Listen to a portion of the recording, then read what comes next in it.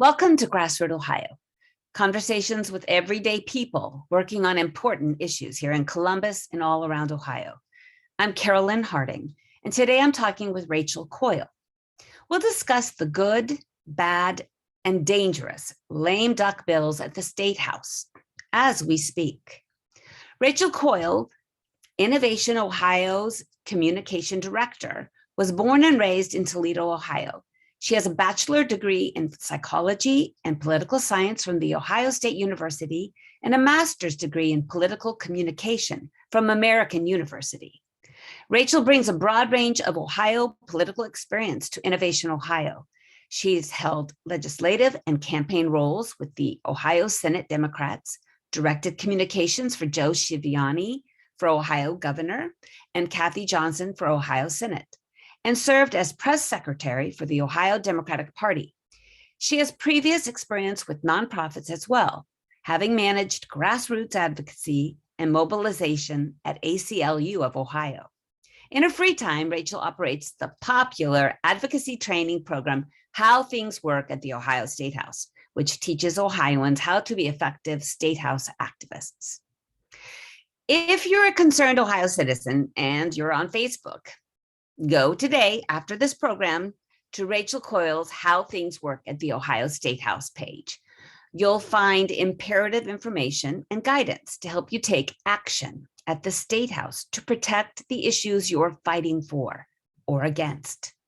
Rachel, welcome. Thank you. Thanks for having me. So tell our listeners, what exactly does lame duck mean? So Ohio Statehouse operates in 2-year terms, and that means that at the end of every 2 years, there's a period where everything is trying to be passed all at the same time. Every legislator is trying to pass every bill they've introduced for the last 2 years, because if they don't get them through by the end of that term, by the end of this year, the bills will die and they'll have to be reintroduced. So it's chaos. Everybody knows it's going to be chaos. And so the conservative supermajority at our state house tends to hold their most conservative bills for lame duck, because they know that so much is going to be moving all at the same time that they're going to be able to sneak through some things really quickly without as many folks noticing. It also happens to occur in November and December of every even year. So it's right after an election, it's holiday season, most people are tuned out, and this is the time when we actually need to be the most active at the state house level. So what can listeners do during the lame duck session, and why should they do anything? Yes, so there is actually a lot we can do during lame duck, because like I said, so many things are moving. If you call about a bill that maybe isn't getting a lot of press attention, you might be able to get a good bill through, or a bad bill improved, if not stopped. You can get some of the worst pieces pulled out. Because so much is happening so fast, they do tend to listen even more to citizen phone calls and texts and tweets than the rest of the year. So it is very helpful to contact them right around now. It's a lot. It's very overwhelming. The best thing to do is to follow advocacy organizations that can tell you when big bills that they're focused on are moving. So if you care about reproductive rights, follow Planned Parenthood Ohio, Pro-Choice Ohio. There's a lot of great groups doing women and gender issues that you can follow. If you care about gun rights and gun reform, there's Moms Demand Action Ohio. So there's lots of different groups focused on different issue areas, and they can alert you when bills in their issue area are moving. Okay, so you sent me an action list that your organization has put together. And in this current 134th General Assembly, lame duck session, there are a lot of bills attacking voter rights, education, Ohio workers, women's reproductive rights, LGBTQIA plus rights, environmental rights, and democracy itself. So let's start with one of the most pressing that will deal with all Ohioans, and that is House Joint Resolution 6. And I want to just go through what Innovation Ohio's tracker information that you give us. And it really helps folks. And you can find this information, this link, on Innovation Ohio's website and How Things Work at the Ohio Statehouse Facebook page. But let's go through it. It says here, bills to oppose, HJR 6, bad bill. And then you go through, you first talk about the status, and then you talk about what it does, and then maybe actions.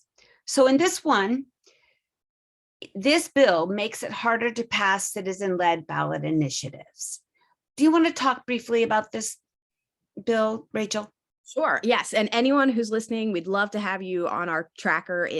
Like Carolyn said, it can be found on the How Things Work at the Statehouse page or Innovation Ohio's page. It's usually the top post. I've often got it pinned for folks. And we update it constantly, several times a day at this point. But yeah, HJR 6 is one of the bills, or it's actually a resolution that you're going to see all the advocacy organizations pushing back on together. It would make it very, very difficult for Ohioans who go out and gather, hundreds of thousands of signatures to put an amendment on the ballot to try and amend our state's constitution, which is really one of the only ways we have left to change Ohio laws, because we are run by a supermajority of one party. So this is a hugely important right that is now going to be more difficult to access if this resolution passes. It would require, if you spend all those months, gathering signatures, and you actually get on the ballot, you would then need a supermajority of Ohio voters to come out and vote in favor of your amendment in order for it to pass. Even if you got 59% of the vote, which is obviously a majority, that would still not be enough to make your amendment into law. And this is, a clear attack on folks who are going out and collecting signatures, who don't have millions and millions of dollars to go on TV and convince the whole state, to convince a supermajority of the state of their issue. And so it really is very disturbing that they're going after this last remaining right that the people have to change the Constitution. And we got to fight back against it. And Rachel, does that go for the legislators' initiatives as well? It didn't initially.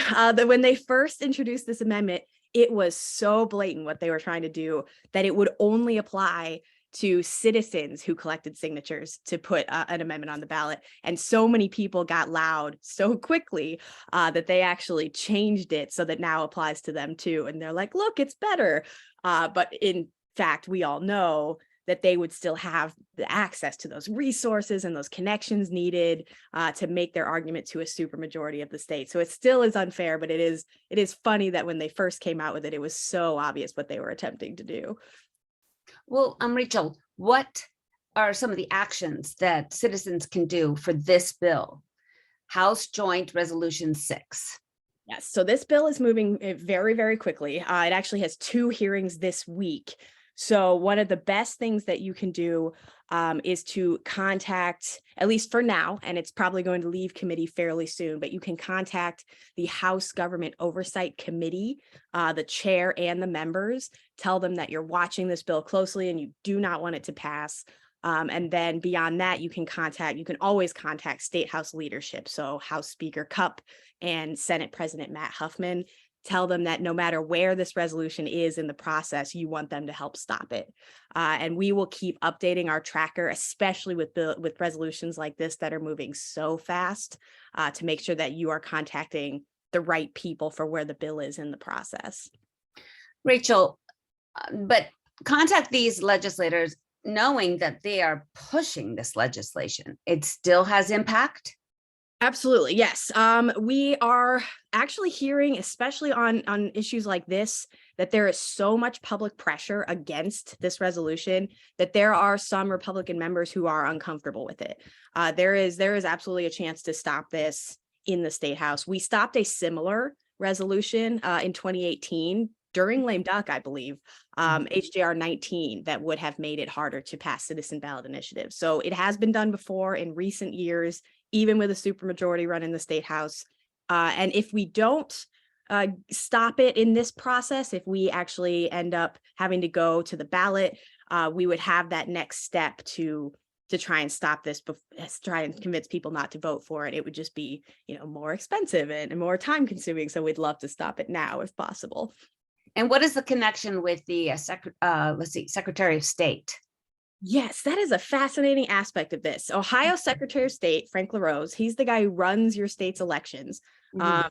He is leading the charge for this resolution, and it is very unusual in my experience for the Secretary of State to come out with a bill that he wants passed and to go to the legislature and ask them to pass something. It is, especially the person who's supposed to be making our elections accessible, very strange to see him go out and try and make it more difficult to change Ohio laws as a citizen. It's disturbing, to be very honest with you. It has been a strange thing to watch for him to be the one leading this charge. Unless he's running for something, unless he happens to be running for something, which is absolutely a rumor. Yep. Right. Exactly. I want to just let folks know that there is going to be a rally on Tuesday, December 13, excuse me, at 11:15 in Columbus. A coalition of organizations rallying against this HJR 6. And Fair Districts, Ohio, you can get information about this rally on their webpage. So Tuesday, December 13 at 11:15 a.m. at the Trinity Episcopal Church in Broad Street, Columbus. Okay, let's move on. So this is the kind of help you can get from her bill tracker. Let's look at some additional bills that need immediate citizen action as well. Let's look at HB 294, and you say it's a bad bill. It attacks Ohio voters. Tell us a little bit about this bill. Yes, so HB 294, there are actually several bills moving right now that would make it more difficult to vote as an Ohioan. 294 seems to be the broadest one. So we are assuming that they will end up adding other pieces of other bills to this one. But again, in lame duck, anything can happen. So we'll see. HB 294 has several concerning pieces of it. One of them is that it severely restricts the use of ballot drop boxes, which are already heavily restricted by that same guy, Frank LaRose, that we just mentioned. It also it gets rid of the Monday of early vote before Election Day, which is one of the most heavily trafficked days of early voting. And it's looking like it's going to severely increase restrictions on what sort of ID and identification overall you need to go in and vote, which just disenfranchises people left and right, people who move a lot, younger voters, college students. There's a lot of reasons why we're concerned about this bill. And we are watching for lots of different bills to be amended into it as well. Okay, what should people do about this bill? So this bill is also moving very quickly in the Statehouse. It's got a hearing on Thursday, I believe, and one today. So the best thing to do right now is to follow some of the organizations that Carolyn mentioned, like Fair Districts and the Ohio Voter Rights Coalition. Lots of these groups are following this bill very closely. ACLU, Innovation Ohio, and they will give you calls to action. Our top call to action right now is still the committee chair, because that's where that bill is in the House. And that is the same committee as HJR 6, House Government Oversight. We are actually going to be attending a hearing today with both bills being heard. So that is the focus committee for a lot of organizations this time around. Excellent. And Senate Bill 178, education under attack. And you've listed several education bills under attack. So let's talk about those. Senate Bill 178. Unfortunately, yes, the attacks on education seem to be very prominent this lame duck cycle, probably because we've seen a lot of messaging over the last year or two against public education, attacking teachers, saying that teachers are indoctrinating or grooming students. We've seen book bans moving. So there are a lot of bills in this general area of issues. SB 178 would make it so that the most of the power from the State Board of Education in Ohio would be removed and given to the governor's office. And this is particularly notable because several Democratic leaning progressive State Board of Education members were just elected this past November. And conveniently, we are now working as the legislature to take all their power away and give it to the governor. All right. And another bad bill, HB 748, teachers under attack. Yes, this one would require schools to create a policy. Basically, it comes at it from the assumption that teachers are trying to indoctrinate their students or groom their students or whatever those trigger words are, that it would require the policy to talk about teachers engaging in political, partisan, ideological advocacy, unfairly evaluating students' work because they don't agree with them. This policy on its face is not as troubling as what it implies, because it means that a lot of teachers will be scared to accidentally cross that imaginary line. And so they might shy away from, for example, having debates in the classroom because they don't want to be accused of something. And that is the disturbing trend that we're seeing, is these bills that are making teachers afraid to teach entire subject areas. And what would be the repercussion if they did, accidentally talk about something they weren't supposed to talk about? It's different bill to bill. I'll have to check to see what this particular bill would do. Some of the book bans we're seeing would, teachers could lose their licenses. They could be sued by parents. There's a lot of really troubling punishments bill to bill that we're all fighting back against at once. Oh, as a teacher, that is really just terrifying, actually. Yep. The next education bill is Senate Bill 361. And that's about employing veterans as teachers without a teaching license. Can you talk a bit about that? Yes, so that one it's very, very easy to understand. It's just what you said. It would allow veterans, which, we absolutely value and respect our veterans, but it is a different skill set to be a teacher that we want to make sure our teachers are qualified, that it's certified, and this would allow any veteran essentially to teach without a teaching license.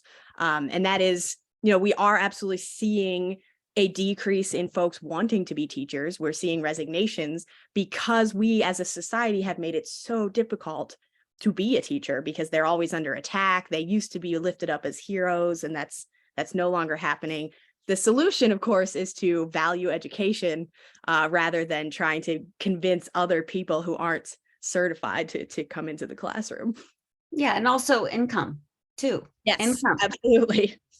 There's one more education under attack bill, and that is Senate Bill 365. It includes free market capitalism content in educational standards. Can you explain that? Yes, so it would require schools to have a curriculum, an aspect of their curriculum talking, singing the praises essentially of free market capitalism, which is just, not where I would, if I were going to require certain aspects of education, that's probably not where I'd go. And that would be a requirement. So, Rachel, what advocacy groups could really help folks with the educational bills? There are some great ones. One of my favorites that I really want to lift up is the Honesty for Ohio Education Coalition. They are several groups together now, and they're new in the last year or two. They actually formed to help stop the book and curriculum bans and have now brought into protecting all of Ohio's education. They're very active in the fight to defend the State Board of Education from this power grab. They have successfully stopped several attacks on LGBTQ students in this past year. So Honesty for Ohio Education, just incredible. We also have two really strong teachers unions in Ohio, the Ohio Education Association, OEA, and then OFT, the Ohio Federation of Teachers. They're always constantly putting out great content that I highly recommend following. Excellent. This is Carolyn Harding with GrassRoot Ohio, and today I'm talking with Rachel Coyle. She is with Innovation Ohio and How Things Work at the Ohio Statehouse.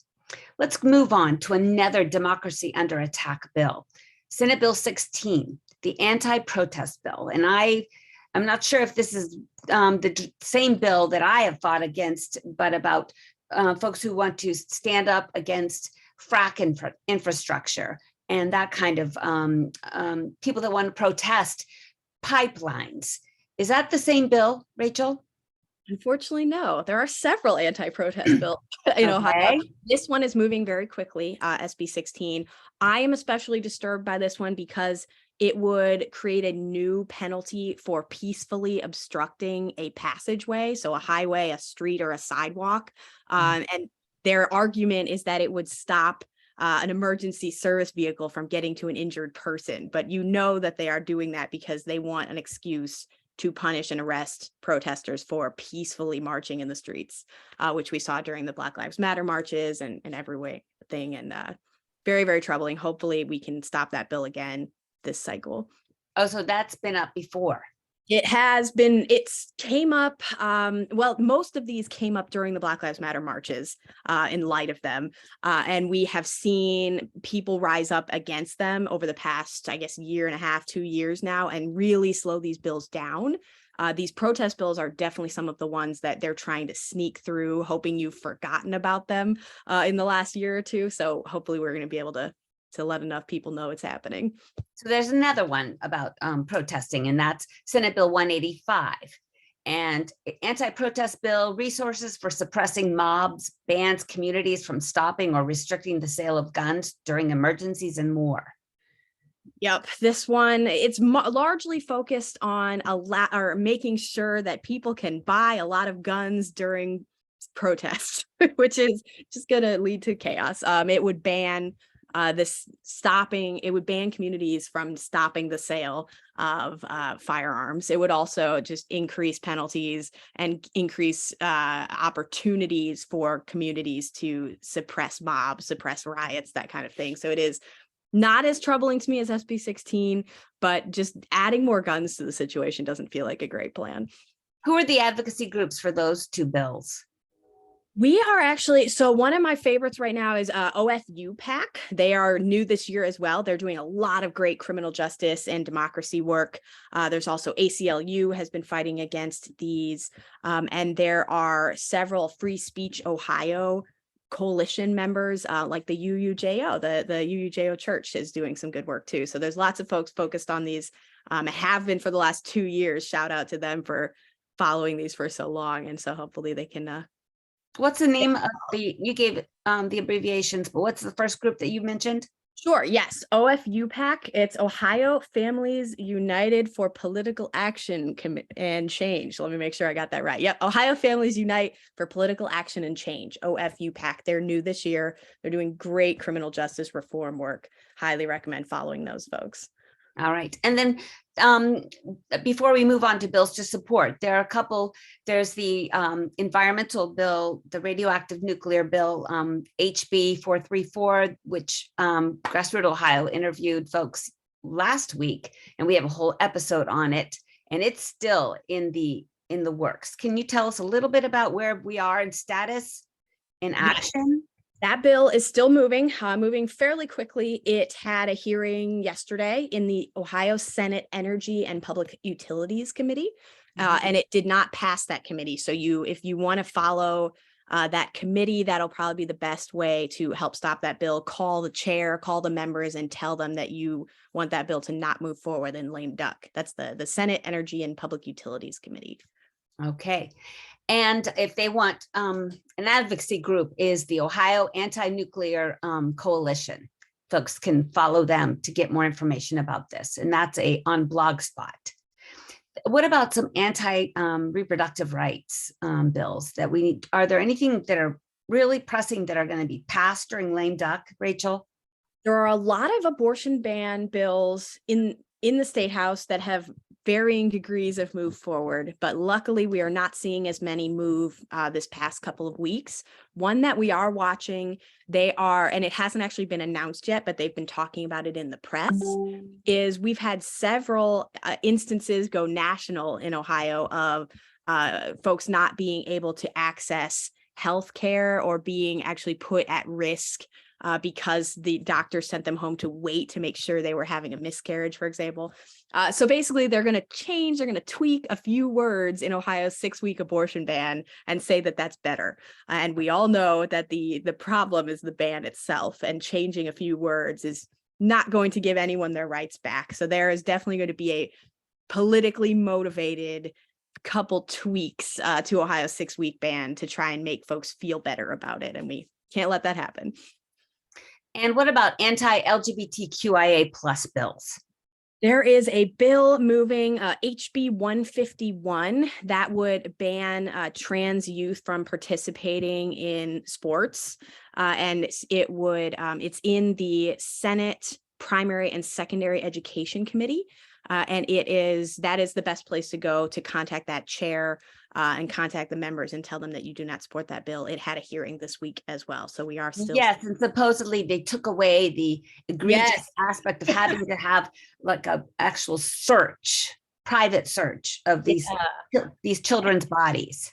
Yep, Ohio went viral again for all the wrong reasons when it was discovered that the original version of this bill would require some students, if they're accused of being transgender, if they're accused of trying to play in the wrong gender sport, they could be subject to genital inspections. That is truly horrifying.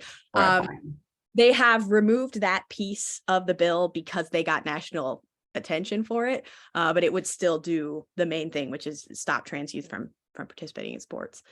But yeah, wild times at the Statehouse. Hey folks, you can access the list of all these bills with all your actions to take and status where they are. Where can they find it again, Rachel? It is the top post on the How Things Work at the Statehouse and the Innovation Ohio social media pages, and we email it out as well. So if you're following Innovation Ohio's email list, you'll get it several times, I'm sure, in the next couple of weeks. Okay, now here are a couple positive bills that we should support in the lame duck session. Let's talk about them. The HB 142, which is about doula services. Can you talk a bit about that? Yeah, it's good to end with some positive bills. And there really are good things we can get done during lame duck. I want to highlight that. This one is huge, HB 142. It really does have a good chance of passing this cycle if we get enough support for it. It would establish a program for insurance coverage of doula services. A lot of folks of color especially use doulas, and there isn't currently a way to cover them because there's not a way to certify them. So it would also require the Board of Nurses to establish a certification process and a registry of certified doulas that you could use that would then be covered by insurance, and you would be sure they're qualified. So it would help decrease Ohio's maternal and infant mortality rates, and it would be very, very beneficial. So we're trying to get that one through this year. How does it look? Does it have good bipartisan support? It does. And it's already passed the House. It's in the Senate now, Senate Health Committee, and is still getting hearings this week. So I've got hope for it, but it needs your calls. Okay. And the HB 500, which ends mandatory bind over for youth offenders. Can you illuminate, please? Sure. So HB 500, right now in Ohio, there are certain offenses where a youth offender is automatically sent to adult court, no matter what. And that can end up, they end up in adult prison system, very, very traumatizing. And this would it would allow judges discretion, case to case. They could be like, this child, because of this situation, should not be sent to adult court.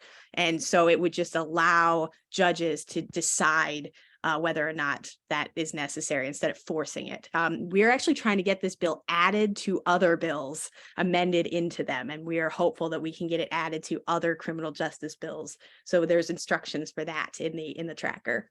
Okay, Rachel, real quick, tell us about HB 509 victory, and we have less than a minute. All right, we had a victory this week. Ohio was about to make it so that people could work as social workers without a social work license. And we got that removed because of your calls and texts. You are awesome. So we protected the social work profession, and everyone who needs social workers. Shout out to you. Okay, Rachel, what's your number one recommendation for concerned citizens during the lame duck session? Follow How Things Work at the Statehouse and follow Innovation Ohio, and we will send you out to all of our partners, and they're doing great work out there. All right. Thanks for joining us today, Rachel. Thanks for having me.